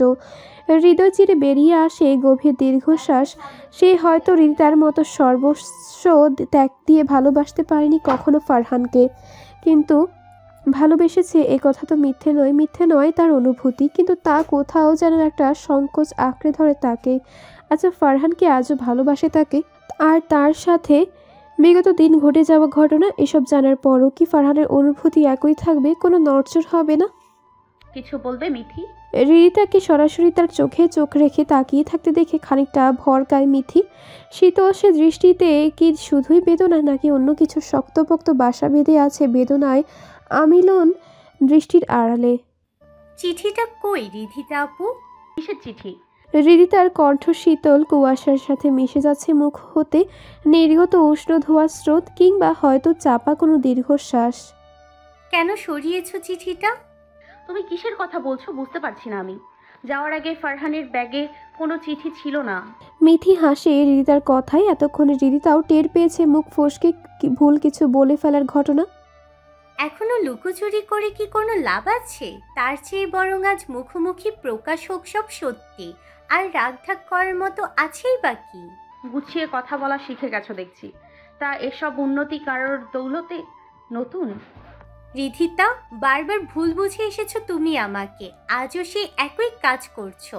আগে ছোট ছিলাম বলে মুখ বুঝে সহ্য করতাম, কিন্তু আর নয়। কিছু মানুষকে মুখের উপর সরাসরি জবাব না দিলে শিক্ষা হয় না। মিথির হিসিয়ে বলা কথা শুনে বেশ অনেকখানি অবাক হয় হৃদিতা। মিথিকে চিনতে যেন বড্ড কষ্ট হচ্ছে তার। নীরব চুপচাপ থাকা মেয়েটার এমন অভূতপূর্ব পরিবর্তন। আমি কখনো তোমাকে মিথ্যা দোষারোপ করিনি মিথি, বরং প্রতিবার হাতে নাতে ধরে প্রমাণ স্বরূপ চোখে আঙুল দিয়ে দেখিয়ে দিয়েছি যে তুমি ভুল। এরপরেও কেন উঠে পড়ে লেগেছো ফারহানের জীবনটা নষ্ট করার জন্য? একটু বাঁচতে দাও ওকে প্লিজ। এর পরিবর্তে তুমি যা চাইবে তাই পাবে। যা চাইবো? মিথি গাড় বাঁকিয়ে পুনরায় জিজ্ঞাসা করে হৃদিতাকে। হৃদিতা সম্মতিসূচক ভঙ্গিমায় মাথা নাড়ে। আর যদি চাই তুমি ফারহানের জীবন থেকে দূরে চলে যাও, এই বাড়ি, ফারহানের জীবন, সব কিছু থেকে নিশ্চিহ্ন হয়ে যাও। নিশ্চিহ্ন তো তুমি। ফারহানের জীবন, ওর পরিবারের সবার মন থেকে হারিয়ে গেছো তুমি। হৃদিতার কণ্ঠে তাচ্ছিল্যের সুর। সবটা ইচ্ছে করেই করেছো তুমি, তাই না?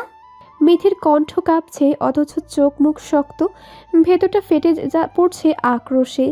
হৃদিতা এবার পূর্ণ দৃষ্টিতে তাকায় মিথির দিকে। ছাদের রেলিংয়ে ভর দিয়ে মুখোমুখি দাঁড়ায় হৃদিতা, 2 হাত তার বুকে বাঁধা, আয়েশি ভঙ্গিমা, ফুরফুরে মেজাজ। জীবন আমাদেরকে সবকিছু প্লেটে সাজিয়ে দেয় না, বরং কাঁচামাল আমাদের হাতেই থাকে। সেগুলো সাজিয়ে কিভাবে প্লেটিং করব সেটা আমাদের উপরেই ডিপেন্ড করে। কিন্তু অন্যের সাজানো প্লেট নষ্ট করে নিজেরটা সুন্দরভাবে উপস্থাপন করাকে কোনো সভ্য সমাজ সহজভাবে মেনে নেয় বলে আমার জানা নেই। আবার এটা জীবনের গুরুতর কোনো শিক্ষার মধ্যে পড়ে বলেও মনে হয় না। তো তুমি ঠিক কোন কারণে এমন অনৈতিক কাজ করলে? নৈতিক অনৈতিক শিক্ষা কি এখন তোমার থেকে নিতে হবে আমাকে, যার নিজেরই কোনো যোগ্যতা নেই? তোমার যোগ্যতাটা ঠিক কি আমাকে একটু বোঝাবে? বাবার টাকার দাম্ভিকতা ছাড়া টিকে থাকতে পারতে, এখনো তো জবটাও ছেড়ে দিয়েছো, তাহলে কিসের যোগ্যতা তোমার? ফারহানকে ভালোবাসি আমি, একমাত্র ওর জন্য, ওর পরিবারের জন্য আমি জব ছেড়ে নিজের জীবন ছেড়ে পড়ে আছি এখানে। অবশ্য তোমার মতো স্বার্থপর মেয়ে এগুলো বুঝবে না।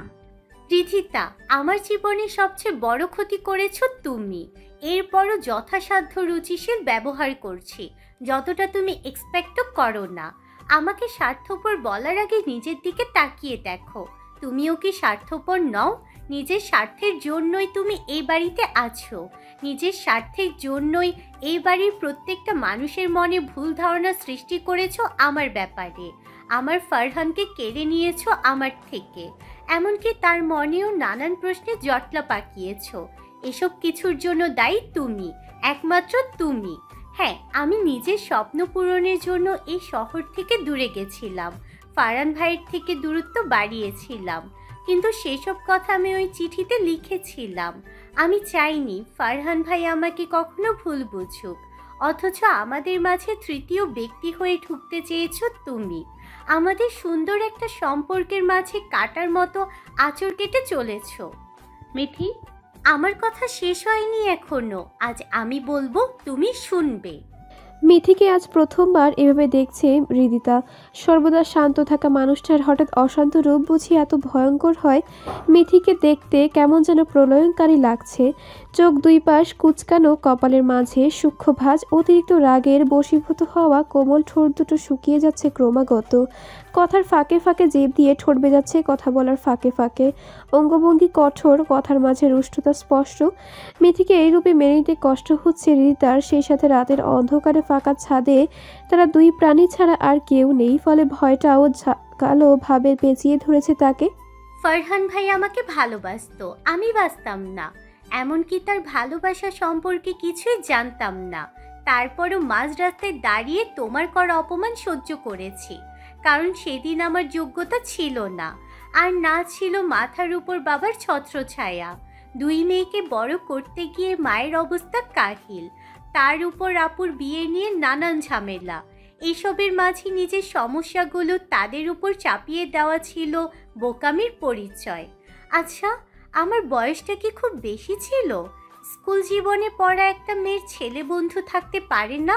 নাকি দুটো মানুষ পাশাপাশি হাত ধরে হাঁটলেও সেটাকে প্রেম করা বোঝায়? আই রিপিট অ্যাগেইন, আমি তখন স্কুলে পড়ার মতো বয়সের মাত্র। বন্ধু বান্ধবের সাথে হই হুল্লোড় করে কাটানোর জীবনে অমাবস্যা হয়ে নেমে আসো তুমি। যেখানে ফারহান ভাইও কখনো আমার সাথে উঁচু গলায় কথা বলেনি, তুমি রাস্তায় দাঁড়িয়ে যা নয় তাই বলে অপমান করো। আচ্ছা, তোমাদের মতো হায়ার ক্লাস সোসাইটিতে কি এটাকে মডার্ন কালচার বলে? একটা ছেলে আর একটা মেয়ে পাশাপাশি হাঁটলেই তারা প্রেমিক প্রেমিকা? আর ধরেও নিলাম সে আমার প্রেমিক ছিল, তবুও আমার ব্যক্তিগত বিষয় নিয়ে রাস্তার মাঝে কথা বলার মতো তুমি কে? তুমি ফারহানকে ঠকিয়ে অন্য একটা ছেলের হাত ধরে তুমি ঘুরে বেরিয়ে সেটাকে বন্ধুর নাম দিচ্ছ। ছি! ঠকানো? আচ্ছা, মানলাম সে আমার প্রেমিক, কিন্তু ফারহান ভাইকে ঠকানোর মতো কোনো সম্পর্ক কি আদৌ ছিল? নাকি শুধুমাত্র প্রতিহিংসার জন্য তুমি আমার ব্যক্তিগত জীবন, আমাদের সম্পর্ক, একটা পরিবারকে ভুল বুঝিয়ে আমার থেকে দূরে ঠেলে দেওয়ার চেষ্টা করেছো প্রতিনিয়ত? শোনো রিধিতা আপু, তোমার মা হয়তো ছিলেন না, তবে তোমার বাবার ছায়ে বেড়ে উঠেছো। একবার জিজ্ঞেস করে দেখো, বাবাহীনা মেয়েগুলো কতখানি অসহায়। তোমাদের মতো চাইলে ভালো একটা জব ছাড়তে পারে না, কারণ তাদের মুখের দিকে চেয়ে থাকে গোটা একটা পরিবার। পরিবারের মুখের দিকে তাকিয়ে এমন অনেক ভালোবাসা বিসর্জন দেওয়া যায়। যখন চোখের সামনে দেখবে মোটা অঙ্কের টাকা দিতে না পারায় বোনের বিয়ে ভেঙে যায়, যখন মাঝরাতে শুনবে মায়ের ডুকরে ওঠা কান্নার শব্দ, তখন এমন অনেক ফারহানকে তাদের ভালোবাসাকে পেছনে ফেলে মার বোনের ভরসার কাঁধ হয়ে একটা মেয়েকে, নইলে সন্তান হয়ে জন্ম নেওয়া যে বৃথা। মাঝে মাঝে ভালোবাসার সংজ্ঞা জানতে বড্ড ইচ্ছে করে, জানো তো মিথি। এই যে আমার কাছে ভালোবাসার আর এক নাম ফারহান, যাকে পাওয়ার চেয়ে তাকে ভালো রাখার তীব্র এক আকাঙ্ক্ষা বয়ে বেড়ায় প্রতিনিয়ত। যার পরিবার শুধু তার নয়, আমারও পরিবার। এই পরিবার আমাকে পরিবার দিয়েছে, একজন মা দিয়েছে। মাতৃস্নেহ হারানো মেয়েটাকে মমতায় ভরিয়ে দেয়া মানুষটাকে খুব করে মা ডাকতে ইচ্ছে করে, কিন্তু বিধির বিধান যে বড্ড নড়বড়ে, সে মেতেছে উন্মোদনায়। নাহলে কেন ফারহানের মন পুরল তোমার নেশায়? কেন আমার এত এত ভালোবাসা তার লক্ষ্য ভেদ করতে পারলো না? কেন তোমার এফোর্টলেস যত সামান্য ভালোবাসা নামক খেলা ঘরের মায়ায় বেঁধে গেল সে? আচ্ছা মিথি, কখনো তো কি তোমার মনে হয় না তোমার ভালোবাসার কাছে তুমি তুচ্ছ? না, তোমাকে ছোট করে দেখছি না, বরং আমার ভালোবাসার গভীরতা, আবেগের প্রখরতা, তীব্র অসুখের রেশে নুয়ে হয়ে পড়া মানসিকতা বোঝাতে গিয়ে বোধহয় ছোট করে দেখাতে হলো তোমাকে। কিন্তু বিশ্বাস করো, এই মানুষটাকে ছাড়া আমি আর বাঁচতে পারবো না। দুনিয়ার সাথে লড়াই করার শক্তি আমার আছে। পুরো দুনিয়ার বিপক্ষে গিয়েও আমি ভালোবাসতে পারবো ফারহানকে, আগলে রাখতে পারবো তাকে। কিন্তু যাকে ভালোবাসি তার ভালোবাসার সাথে লড়বো কিভাবে? আমি তো বুঝি ভালোবাসা কতখানি মরণ ব্যাধি। আমি তো বুঝি সেই দমবন্ধ হয়ে ওঠা রাতগুলো। আমি তো বুঝি প্রিয় মানুষের সামান্য অবহেলায় কাঁদতে কাঁদতে নিঃশ্বাস ফুলে ওঠার মতো বেদনা। আমি আর পারছি না মিথি, বিশ্বাস করো। আমার ফিরে যাওয়ার সমস্ত পথ বন্ধ। পিছন ফিরলে নড়বড়ে কিছু অনুচ্চ পাথরের সাথে সাক্ষাৎ হয় আমার, যার তলে লুকিয়ে আছে গভীর খাই, যেখানে হারালে নিজেকে খুঁজে পাওয়া অসম্ভব। আমি শেষ হয়ে যাব। আমি একেবারে নিঃশেষ হয়ে যাচ্ছি। আমি আর পারছি না, ক্লান্ত লাগছে, বড্ড বড্ড ক্লান্ত। দুই হাতের তালুর মাঝে মুখ লুকিয়ে কাঁদছে হৃদিতা।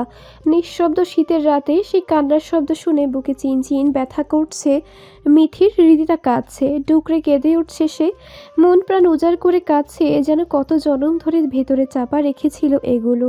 কতগুলো মাস, কতগুলো বছরের চাপা কষ্টগুলো ধীরে ধীরে উন্মুক্ত হচ্ছে আজ। শীতল বাতাসের শাঁসার শব্দ ছাড়িয়ে যাচ্ছে হৃদিতার কান্নার শব্দে। কাঁদতে কাঁদতে একসময় ছাদের দেয়াল ঘেঁষে মেঝেতে বসে পড়ল সে। মিথি কাছে গিয়ে হৃদিতার মাথা চেপে ধরল বুকে। একজোড়া ভরসার হাত মাথায় পেয়ে হৃদিতার কান্নার বেগ কমার বদলে বেড়ে গেল কয়েক গুণ। দুই হাতে আঁকড়ে ধরল সে মিথির কোমর। কান্নার তালে তালে গুঁগিয়ে উঠে আরও কিছু বলে যাচ্ছে সে, যার কোনোটাই বোধগম্য হচ্ছে না মিথির। শুধু শোনা যাচ্ছে হৃদিতার হেঁচকি ওঠার শব্দ। ভারী ভারী নিঃশ্বাস ফেলছে সে, মাঝে মাঝে নিঃশ্বাস আটকে আসছে গলার কাছে। মুখ উঁচু করে তখন শ্বাস টেনে নিচ্ছে সে ভেতরে। এরপর আবারও কান্না করতে করতে কিছু বলছে। হৃদিতাকে আরও শক্ত করে বুকের মাঝে টেনে নিল মিথি। এরপর এক হাতে ধীরে ধীরে হাত বুলিয়ে দিতে শুরু করলো পিঠে, খানিকটা সান্ত্বনা দেওয়ার ভঙ্গিমায়। হৃদিতাকে এভাবে দেখে অজান্তে জল গড়িয়ে পড়লো মিথির চোখ থেকে। ভাবতে লাগলো ভবিতব্যের কথা। ফারহানের সাথে পরিচয় হওয়ার পরপরই হৃদিতার সাথে তার পরিচয়। আর 5টা মেয়ের মতো ফারহানকে এক দেখায় ভালো লেগে যায় তারও। ঠিক যেমন কলেজের একমাত্র চার্মিং বয়ের দিকে তাকিয়ে থাকে হাজারো চোখ, তেমনি একটা চোখের ভাগিদার হিসেবে তাকিয়ে থাকতে ইচ্ছে করতো মিথির। ভুল করে ফারহান তার দিকে তাকালে লজ্জায় নুয়ে পড়ে মাথা তুলতে না পারা থেকে শুরু করে বাড়ি ফিরে একাকে শুয়ে শুয়ে তার ভাবনায় নিমগ্ন থাকা, এসবে কিশোরী মনে দোলা খেলে। তবে ফারহানকে ভালোবাসেনি সে, ওই যে ভালোবাসার মতো গভীর আবেগ তাকে আঁচড় কাটতে পারেনি তখনও। আচ্ছা, আজও কি তা আঁচড় কেটেছে তাকে? যদি তাই হতো তবে কোনো হৃদিতার মতো শূন্য হওয়ার ভয় তার মাঝে নেই। কেন ফারহানের থেকে দূরে থেকেও এমন কষ্ট সে পায়নি? কেন ফারহান ছাড়াও আরও অনেকের সাথে নানান আলাপে মেতে থাকতো? তার খুব একটা মন্দ লাগতো না। হ্যাঁ, সে হয়তো প্রেম নামক অনুভূতির সাথে জড়ায়নি কারোর সাথে, কিংবা কোনো গভীর সম্পর্ক গড়ে ওঠেনি, কিন্তু হৃদিতার মতো এতখানি ভালোবাসতে কি কখনো পেরেছে? যার স্পষ্ট জবাব তার নিজের কাছেই রয়েছে, না তার ভালোবাসা এমন না। আচ্ছা, ভালোবাসার নিয়ম কি? এর সংজ্ঞা কি? এর জন্য কি নির্দিষ্ট কোনো রীতিনীতি রয়েছে যার উল্লঙ্ঘন ঘটলেই সেটা ভালোবাসা বলে গণ্য করা যায় না, কিংবা কোনো নির্দিষ্ট পরিমাপ আর যার আওতাভুক্ত হলে আলাদা করা যায় ভালোবাসাকে? চেনা যায় আবেগ, মোহ, ভালো লাগা আর ভালোবাসার মাঝের বিস্তর ফারাকটুকু? যদি থাকে তবে সেটা কি, আর যদি না থাকে তবে কেন নেই? এটা কি প্রয়োজনীয় নয়? ভাবনার মাঝে মিঠির মনে হলো না আসলে এর প্রয়োজনীয়তা আছে। এমন কিছু মানদণ্ড থাকলে ভালো লাগা, আবেগ কিংবা মোহকে ভালোবাসার ভেবে বসার ভুলে তার মাসুল গুনতে হতো না শত শত যুবক যুবতীকে।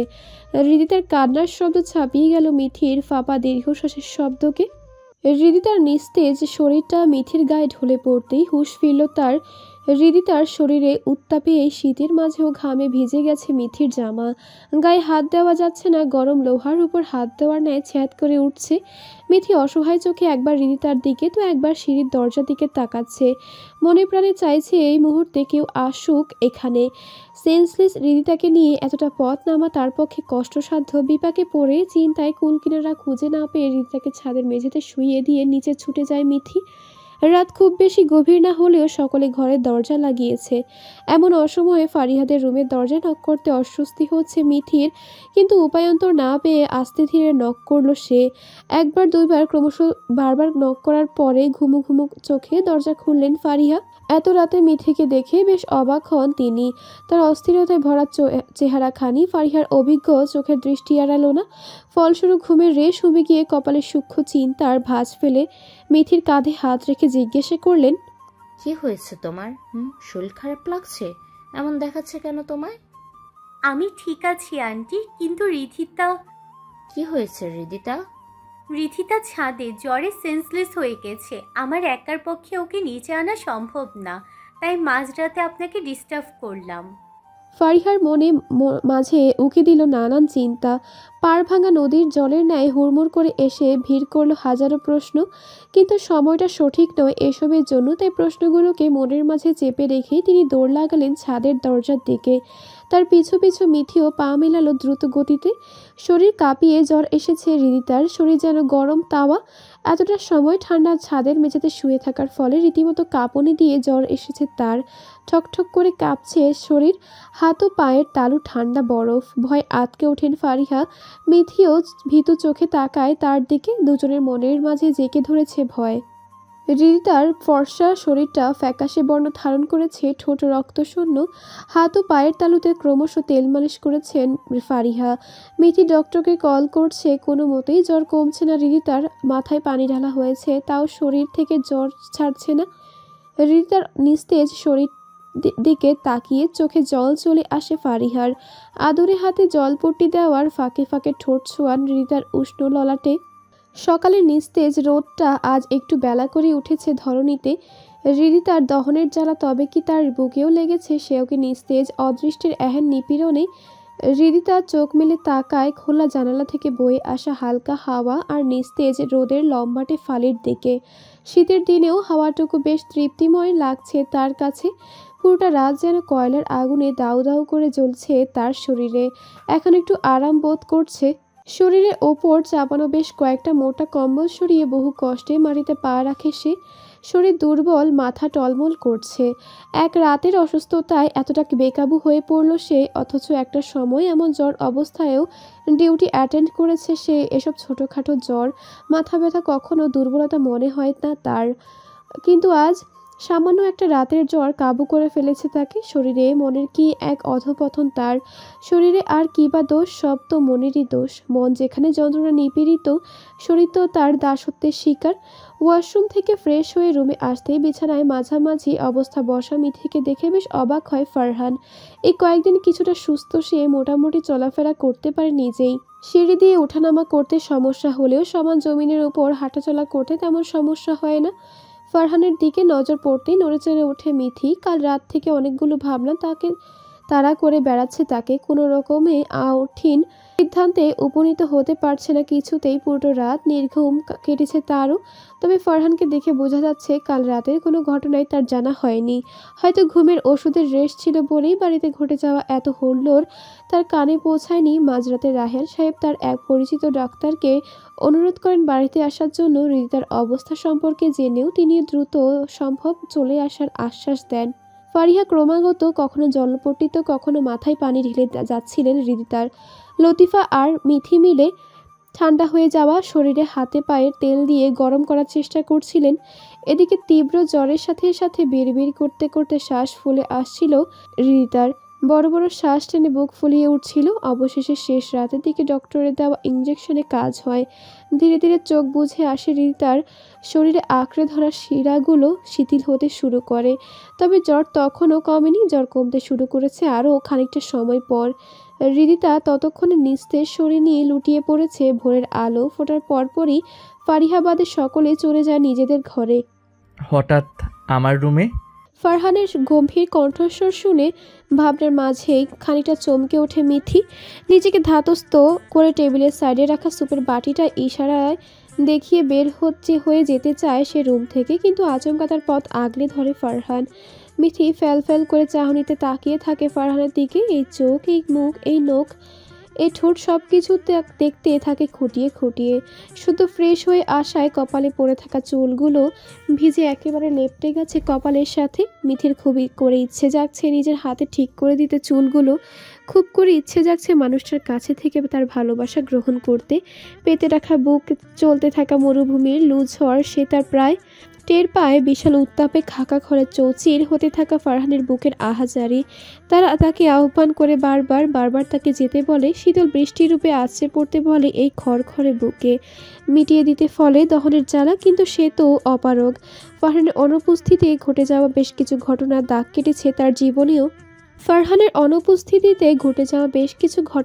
কেটেছে তার জীবনেও।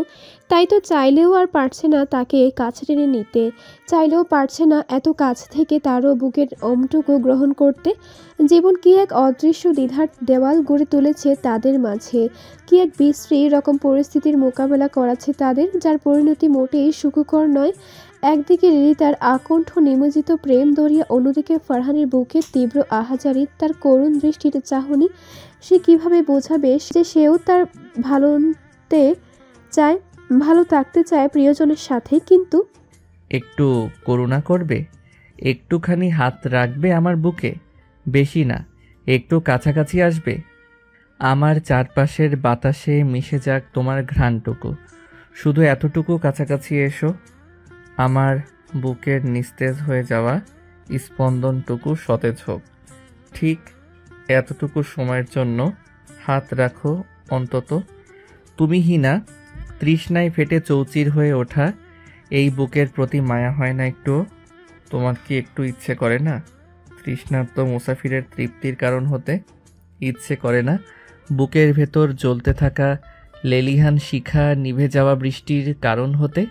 মিথি থমকায়, ভরকায়ও খানিকটা। শরীরে আধোপান্ত জুড়ে বয়ে চলা শিরশিরানি অনুভূতি যেন কাবু করে ফেলেছে তাকে। অতঃপর করুণ দৃষ্টিতে ফারহানের দিকে তাকিয়ে থাকে, যেন চোখের ভাষায় বোঝানোর চেষ্টা করে অনেক কিছু। কিন্তু ফারহান মানতে নারাজ। সেই দৃষ্টি অগ্রাহ্য করে চোখ নামিয়ে নেয় সেই।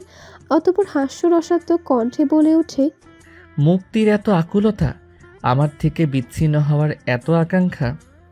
ভুল বুঝছো ফারহান ভাই। কিন্তু তোমার চোখের করুণ আকুতি তো আমাকে চিৎকার করে এই একটা কথাই বলছে এই মিথি আর সে আগের মিথি নেই, সে আর ফারহানের নেই। সত্যিই নেই? না। তবে কার সে? এর উত্তর তো তুমি ভালো জানবে। মিথি হাসে। মলিন সেই হাসিতে কি যেন ছিল। বুক ধক করে ওঠে ফারহানের। সে সন্তর্পণে এগিয়ে যায় কয়েক পা। আচমকা এক হাত ছ্যাঁকায় মিথির গালে। আকুতি ভরা কণ্ঠে বলে ওঠে, কেন এমন করছো মিথি? সমস্যা থাকলে সরাসরি কথা বলো, এটা তো কোনো সমাধান নয়।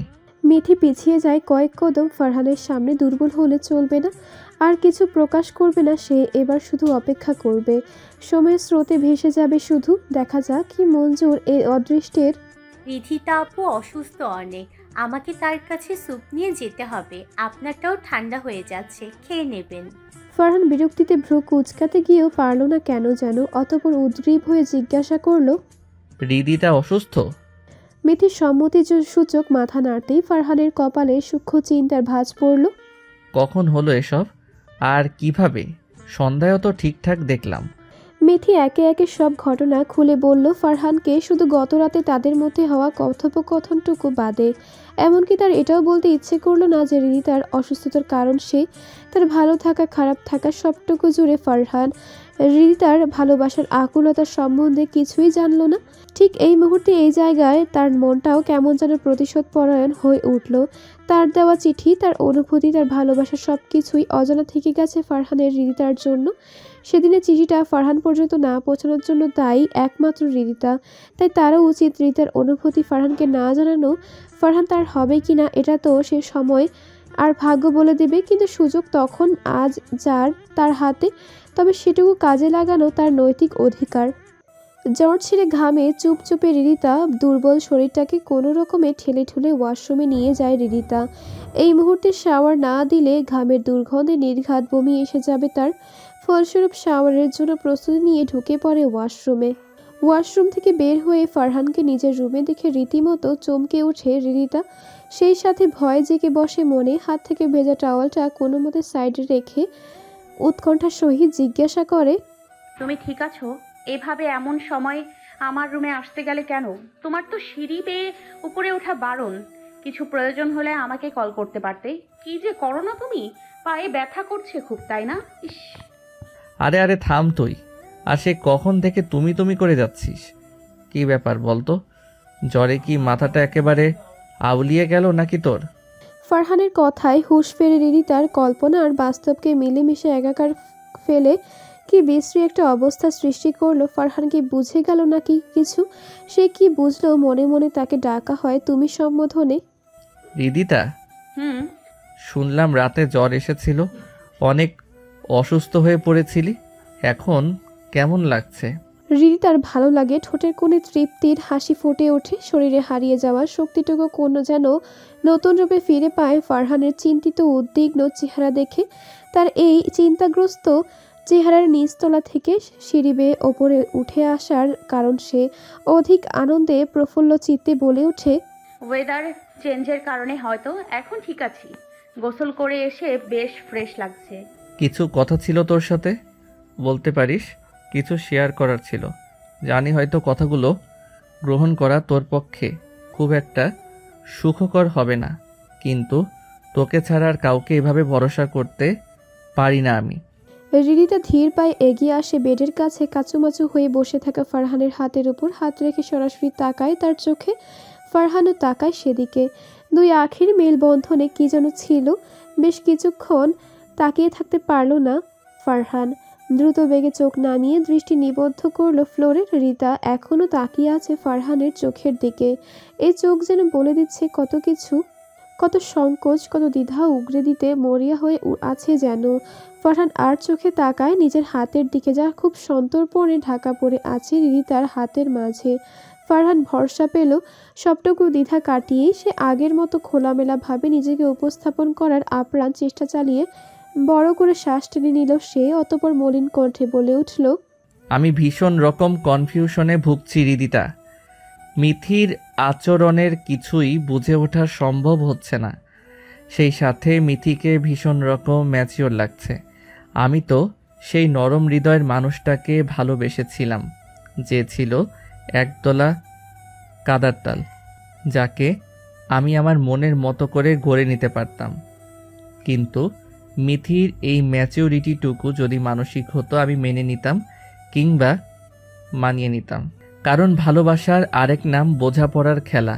আমি চেষ্টা করতাম তাকে বোঝার, চেষ্টা করতাম তার মেন্টালিটির সাথে নিজেকে খাপ খাইয়ে দেওয়ার, কিন্তু রিদিতা ভ্রু কুঁচকে তাকায় ফারহানের দিকে। প্রথম ফারহানের চোখের ভাষা সে বুঝতে পারছে না, তবে তার ভরাট কণ্ঠটুকু অন্য কিছুর ইঙ্গিত দিল। উদ্বিগ্ন হয়ে রিদিতা প্রশ্ন ছুড়ে দিল, কিন্তু কি?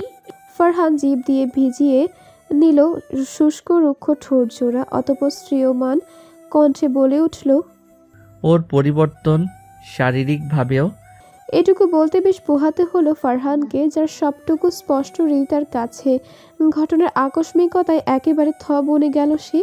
আসলে কি ফারহানের ধারণা ঠিক, নাকি শুধু শুধু এমন মনে হচ্ছে তার? এমনও তো হতে পারে বয়সের সাথে সাথে শারীরিক কিছু পরিবর্তন আপনা আপনি এসেছে তার। কিন্তু কথাটা সে একেবারে ফেলে দেওয়ার মতো তো না। দুবিধায় পড়া হৃদিতাকে উদ্ধার করে ফারিহা। গরম স্যুপ হাতে রুমে ঢুকে দুজনকে একসাথে দেখে ঠোঁটের কোণে হাসি ফুটে ওঠে তার।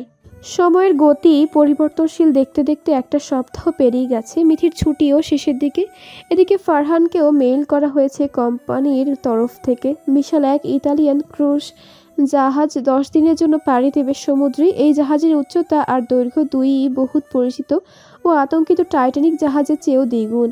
এত বিশাল এই জাহাজের পরিচালনায় থাকছেন দুইজন বিখ্যাত ও অভিজ্ঞ ক্যাপ্টেন, যারা বয়সের সাথে সাথে নিজেদের সাহসিকতার জন্য অর্জন করেছেন অজানা নানান খেতাব মেডেল।